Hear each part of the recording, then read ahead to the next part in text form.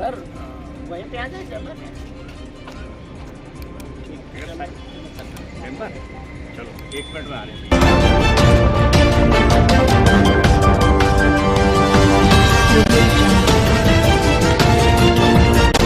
उन्नाव लोकसभा सांसद सीट के लिए नामांकन प्रक्रिया के दौरान बीते दिन कलेक्ट्रेट परिसर में उन्नाव से बसपा सांसद उम्मीदवार अशोक पांडे ने भाजपा प्रत्याशी व मौजूदा समय में सांसद साक्षी महाराज पर गंभीर आरोप लगाया। बसपा प्रत्याशी अशोक पांडे ने अपने बयान में कहा कि साक्षी महाराज ने नामांकन के दौरान मुझे अप्रत्यक्ष तरीके से धमकी दी।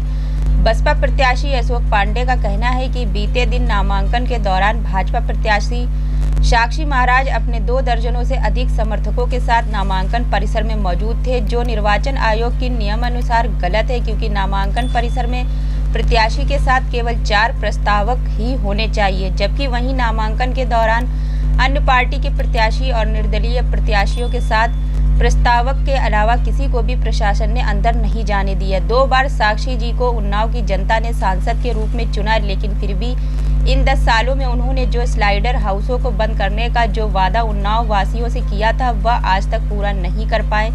बसपा से उन्नाव सांसद प्रत्याशी पांडे जी ने कहा कि जनता ने साक्षी महाराज को 2 बार मौका दिया, लेकिन उन्होंने अपने कार्यालय में कोई भी कार्रवाई नहीं की। शुक्लागंज की जनता आए दिन नवीन गंगा पुल पर लगने वाले जाम से परेशान है। वहीं साक्षी महाराज जी ने पुराने गंगा पुल को चालू करवाने का जो वादा किया था, वह आज तक पूरा नहीं कर पाए, जबकि भाजपा की सरकार है, उसके बाद भी अपनी ही सरकार में अपने ही क्षेत्र का कार्य नहीं करवा पाए।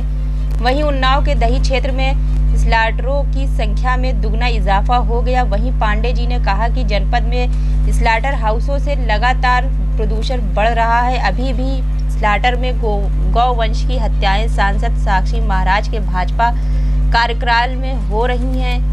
इसी के साथ पांडे जी ने उन्नाव की जनता से उन्हें जिताने की अपील की। आप देख रहे हैं आज का भारत न्यूज से उन्नाव ब्यूरो राजेश भारती की खास रिपोर्ट।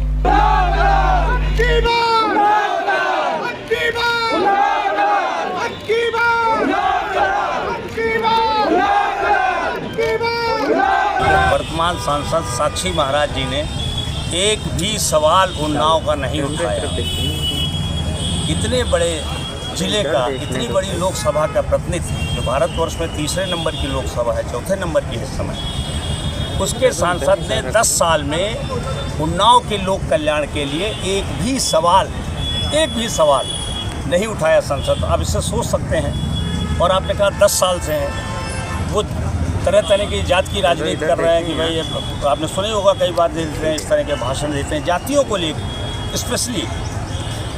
मैं उनसे ही पूछना चाहता हूँ कि वो जिस जाति के हैं, जिस लोध बिरादरी से आते हैं, क्या 10 साल में उन्नाव जनपद के 10 लोधों के यहाँ भी वो सुख दुख में कभी गए? केवल 10। तो आपकी पहली प्राथमिकता क्या होगी? नमस्कार, मैं अशोक पांडे, बहुजन समाज पार्टी के टिकट पर उन्नाव लोकसभा से चुनाव लड़ रहा हूं। आप देख रहे हैं आज का भारत न्यूज से उन्नाव की जनता ने राजेश प्यार और भारती की खास स्नेह दिया, तो मेरी सबसे पहली प्राथमिकता ये होगी उन्नाव जो भ्रष्टाचार, गंदगी और अराजकता के दलदल में फंसा हुआ है, इसको मैं विकास के रास्ते पर ले आऊं। सबसे बड़ी बात यह है, देखिए हम अगर एक तरफ गंगा जी के तट से शुरू करेंगे, गंगा में इतना प्रदूषण है और उन्नाव में स्थिति इतनी खराब है, पीने के पानी जहर बन चुका है। तमाम गाँव में ये स्थिति है कि महिलाएं, हमारी माताएं बहनें 5-5, 6-6 किलोमीटर दूर से पानी भर के लाती हैं, तब उनके घर में दाल पकती है। तो मेरी प्राथमिकता होगी कि उन्नाव को इस मुसीबत से निजात दिलाई जाए।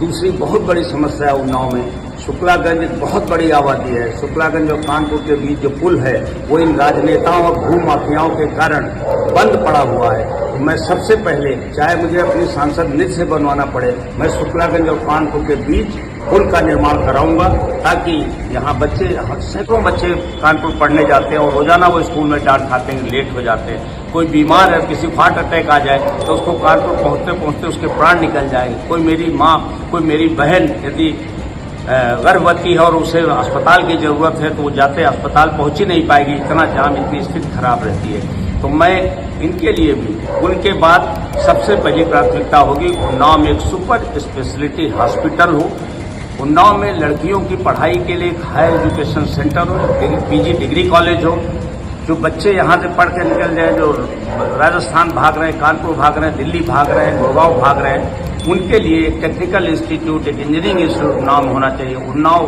35 लाख की आबादी, 25 लाख वोटर है जहाँ। उन्नाव दुनिया का मशहूर शहर, जहाँ अमर शहीद चंद्रशेखर, जिन्होंने देश की आज़ादी के लिए अपना सर्वस्व बलिदान किया, आज़ाद मौलाना हजरत मोहानी, राजा राव राम बख्श सिंह, पंडित सूर्यकांत त्रिपाठी जैसी जाने कितनी महान हस्तियां पैदा हुई, वो उन्नाव आज पहचान को तरस रहा है। पिछले 10 साल से उन्नाव पूरी तरह बदहाल है, या ये कहें पिछले 20 साल से उन्नाव की किसी ने सुध नहीं ली।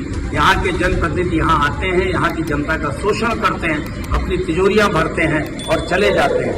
पिछले 10 साल से जो हमारे माननीय सांसद हैं, कथित संत हैं, जो वो शायद उन्नाव के 10 गांवों में भी कभी नहीं गए होंगे, किसी 10 आदमी के दुख दर्द में भी शामिल नहीं होंगे। वो जाति की बात करते हैं। देखिए, इतनी बार चुने जाने के बाद जब देश में चुनाव आयोग भी कहता है, और चुनाव भी कहाँ, जातियात का कोई मतलब नहीं है, लेकिन वो नारा लगाते हैं 2.5 लाख लोधी, 2.5 लाख मोदी।